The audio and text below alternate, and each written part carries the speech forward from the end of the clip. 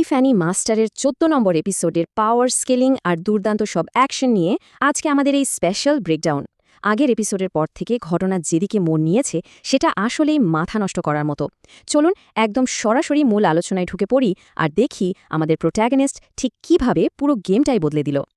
আচ্ছা, এবার চলুন একটু গভীরে যাওয়া যাক। সবার ধারণা ছিল যে কেয়স সূত্রা আয়ত্ত করতে অন্তত ৭ দিন তো লাগবেই। যারা তাকে শাস্তি দিতে চেয়েছিল তারাও ওই ৭ দিনের হিসাবই কষেছিল। কিন্তু বাস্তবে কি হলো? মাত্র ১ দিন।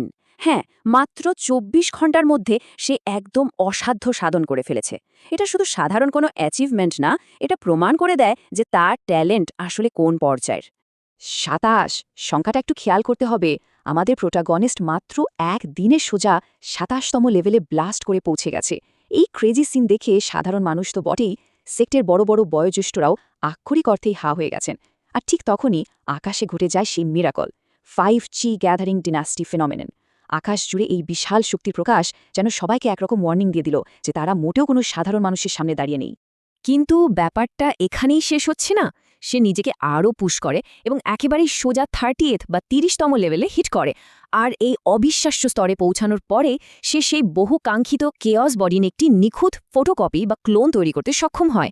আসল বডি এখনও পুরোপুরি ম্যানিফেস্ট না হলেও এই ক্রুশাল ক্লোনটা তৈরি করে ফেলাটাই ছিল এই এপিসোডের একটা বিশাল গেম চেঞ্জার। এখন এই বিষয়টা নিয়ে সবচেয়ে ইন্টারেস্টিং ব্যাপার হলো এই এনলাইটেনমেন্ট সাউন্ড বা আলোকিত ধ্বনির কনসেপ্টটা।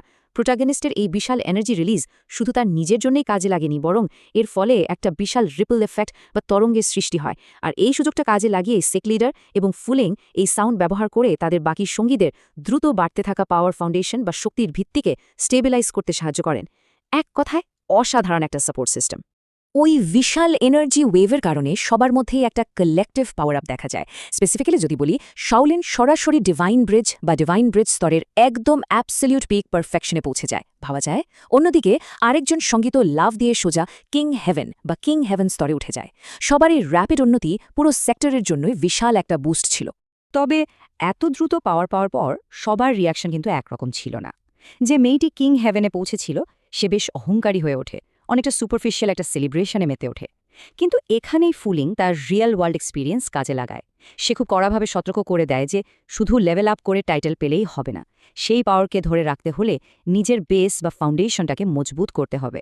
বাহ্যিক চাকচিক্যের চেয়ে শক্ত ভিত্তি যে কত বেশি ইম্পর্ট্যান্ট, ফুলিংয়ের এই লেসনটা একেবারে পারফেক্ট ছিল।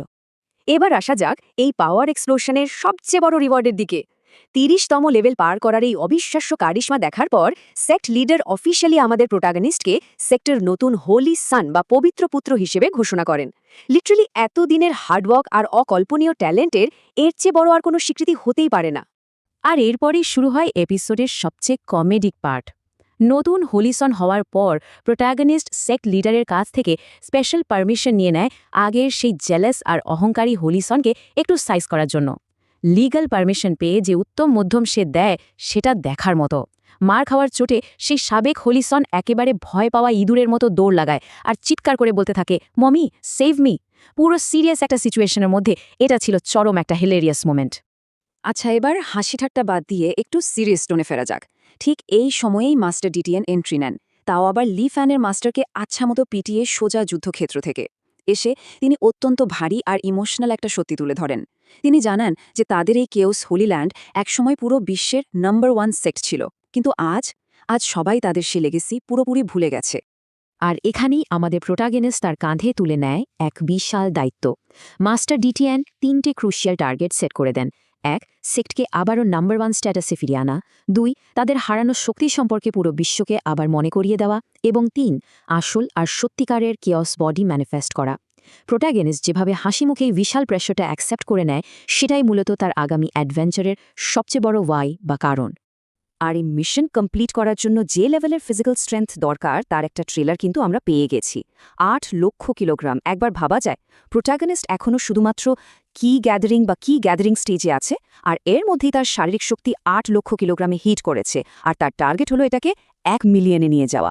এই একটা ডেটাই বুঝিয়ে দেয় যে সামনের দিনগুলোতে সে কতটা ডেডলি হতে যাচ্ছে। এরপরে আসে খুব সুন্দর একটা হোলসাম মোমেন্ট। নতুন জার্নিতে বের হওয়ার আগে আমরা দেখি শাওলিনের লেভেল এখন এতটাই হাই যে সে চাইলেও প্রোটাগনিস্টের সাথে যেতে পারবে না। তাই ফুলিং একদম একজন কেয়ারিং অভিভাবকের মতো তাকে একটি স্পেস রিং প্যাক করে দেয়। ভেতরে খাবার, পানি, ছুরি, স্পিরিট স্টোন থেকে শুরু করে সার্ভাইভালের সব এসেনশিয়াল জিনিসপত্র। প্রোটাগনিস্ট যাতে তার এই নতুন যাত্রায় কোনোভাবে আটকে না পড়ে সেটা এনশিওর করতে এই চমৎকার আয়োজন। সব প্রিপারেশন তো ডান। এখন আমাদের প্রোটাগনিস্ট সোজা পা বাড়িয়েছে তার নেক্সট ডেস্টিনেশন, ড্র্যাগন লেয়ার বা ড্র্যাগনের গুহার দিকে। কিন্তু সেই ড্র্যাগন লেয়ারের অন্ধকারে ঠিক কী অপেক্ষা করছে? কোনো প্রাচীন আনটোল্ড ট্রেজার, নাকি শিউরে ওঠার মতো কোনো ডেডলি ডেঞ্জার? এই ড্র্যাগনের গুহা কি তাকে নতুন কোনো পাওয়ার দেবে, নাকি সব শেষ করে দেবে? এই প্রশ্নের উত্তরগুলোর জন্যই আমাদের অপেক্ষা করতে হবে। আজকের এই স্পেশাল ব্রেকডাউন এখানেই শেষ করছি।